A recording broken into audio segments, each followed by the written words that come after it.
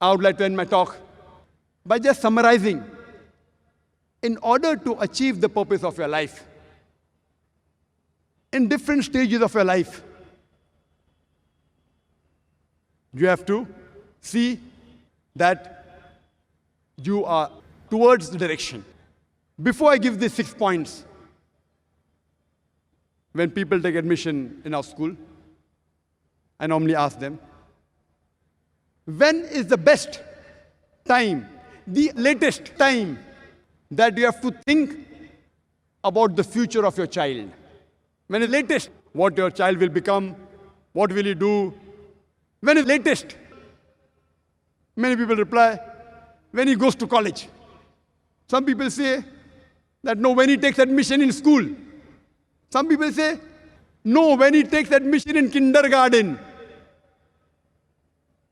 No one has given me answer earlier than that. The Islamic way, the latest that you can think about the future of your child is when you choose your life partner.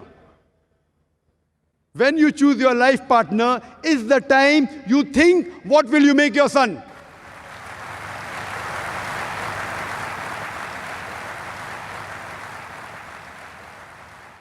Because the mother, the father, the parents, they are the best teachers.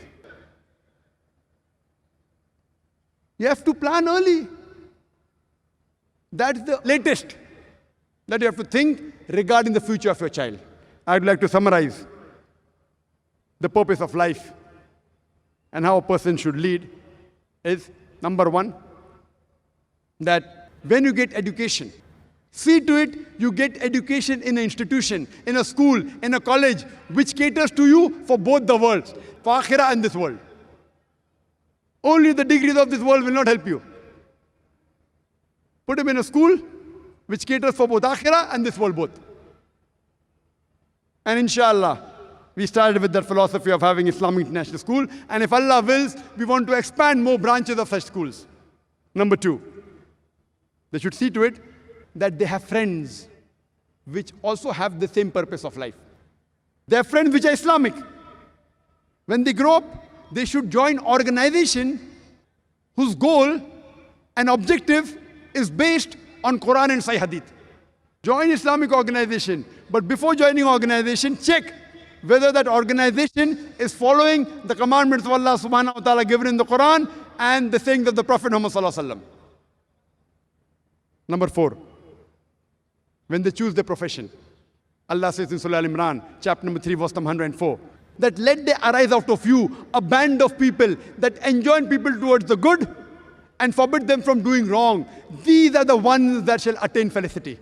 Allah says in Surah Fusilat, chapter number 41, verse number 33, وَمَنْ أَحْسَنُ قَوْلًا مِمَّنْ دَعَا إِلَى اللَّهِ وَعَمِلَ صَالِحًا وَقَالَ إِنَّنِي مِنَ الْمُسْلِمِينَ. Who is better in speech than one who invites to the way of thy Lord, works righteousness, and says that I'm a Muslim?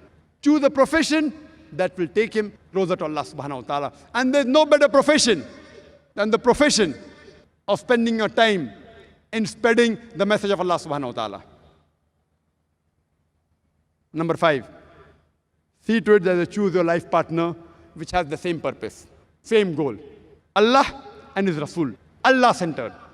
And the sixth point, I would like to end my talk by the verse of the Quran from Surah Anam, chapter number 6, verse number 162, which says, Inna salati wa nusuki wa mahyaya wa mamati lillahi rabbil alameen.